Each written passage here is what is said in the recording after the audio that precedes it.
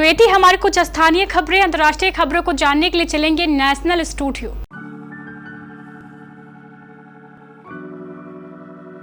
आइए जानते हैं आज की कुछ प्रमुख अंतर्राष्ट्रीय खबरों को। पहले एक नजर आज की हेडलाइंस पर।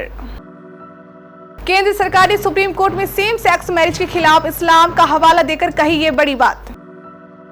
मनीष सिसोदिया को नहीं मिली राहत, कोर्ट ने आबकारी नीति मामले में न्यायिक हिरासत बढ़ाई।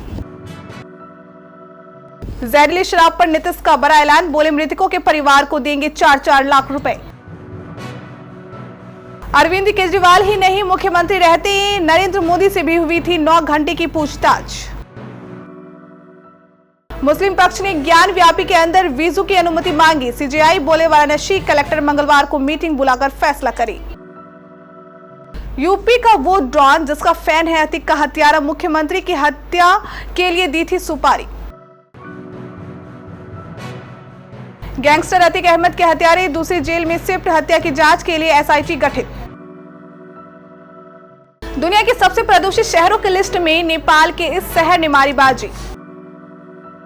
प्रेग्नेंट सना खान के साथ अनस सईद ने बाबा सिद्दीकी की पार्टी में की शिरकत। और मैदान पर भिड़े नीतीश राणा और ऋतिक शौकीन, बीसीसीआई ने लिया बड़ा एक्शन।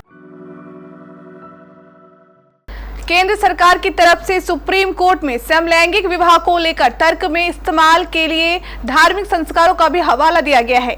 सरकार ने तर्क दिया, समान सेक्स विवाह का छोड़ दिया जाए तो खास तौर से विवाह जैसी बहुजाति या विषम संस्था को मान्यता देना भेदभाव नहीं है, क्योंकि ये सभी धर्मों में शादी जैसे पारंपरिक और सार्वभौमिक तौर से स्वीकार किए गए सामाजिक कानूनी रिश्ते हैं।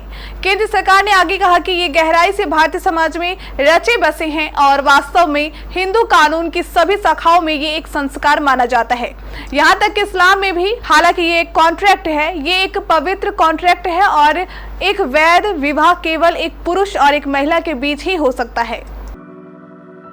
दिल्ली के आबकारी नीति मामले में पूर्व डिप्टी सीएम मनीष सिसोदिया की न्यायिक हिरासत बढ़ा दी गई है। राउज एवेन्यू कोर्ट ने सोमवार को मनीष सिसोदिया की न्यायिक हिरासत सीबीआई मामले में 27 अप्रैल तक और ईडी मामले में 29 अप्रैल तक बढ़ा दी है। कोर्ट ने ईडी के वकीलों की दलीलों पर भी गौर किया कि एजेंसी इस महीने के अंत तक चार्जशीट दाखिल करने जा रही है। आबकारी घोटाला मामले में मनीष सिसोदिया के साथ आरोपी अरुण रामचंद्र पिल्लई और अमनदीप ढल की न्यायिक हिरासत भी बढ़ा दी गई है। बिहार के पूर्वी चंपारण में जहरीली शराब से 30 लोगों की मौत के बाद मुख्यमंत्री नीतीश कुमार ने शराबबंदी पर अपनी नीति बदलकर सबको हैरान कर दिया है। अब तक मुआवजे के लिए सीधे तौर पर इनकार करने वाले सीएम नीतीश कुमार ने सोमवार को जहरीली शराब से मरने वाले के परिवार को 4-4 लाख मुआवजा देने का ऐलान किया है।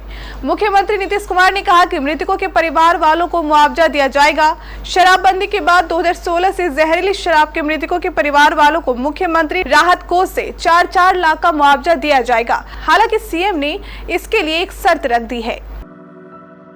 दिल्ली के मुख्यमंत्री अरविंद केजरीवाल से शराब घोटाला मामले में सीबीआई ने करीब 9 घंटे तक पूछताछ की। इस दौरान उनसे एजेंसी की तरफ से 50 से ज्यादा सवाल पूछे गए। इसके बाद अरविंद केजरीवाल ने मीडिया से बात करते हुए कहा कि ये लोग आम आदमी पार्टी को खत्म करना चाहते हैं। मुख्यमंत्री से पूछताछ के दौरान आम आदमी पार्टी के नेताओं ने सीबीआई दफ्तर के बाहर प्रदर्शन किया। नेताओं ने सवाल उठाए कि जनता के चुने गए मुख्यमंत्री से घंटों तक पूछताछ कर उन्हें परेशान किया जा रहा है। सुप्रीम कोर्ट ने सोमवार को ज्ञान व्यापी मस्जिद में वीजू की परमिशन मांग रहे मुस्लिम पक्ष की याचिका पर सुनवाई की। सीजेआई डीवाई चंद्रचूड़ की बेंच ने कहा कि वाराणसी कलेक्टर 18 अप्रैल को संबंधित अधिकारियों की मीटिंग बुलाए और उसमें फैसला करे, ताकि ज्ञान व्यापी मस्जिद के परिसर में वीजू के लिए सुविधा दी जा सके। याचिका अंजुमन इंतजामिया मस्जिद कमेटी ने दायर की थी, जिसमें कहा था कि मस्जिद के अंदर बने वुजू खाने को खोल दिया जाए, जिसे शिवलिंग बताकर सीलबंद कर दिया गया है। बीती 15 अप्रैल को यूपी के प्रयागराज में ऐसी घटना घटी जिसका अनुमान तक किसी ने नहीं लगाया होगा।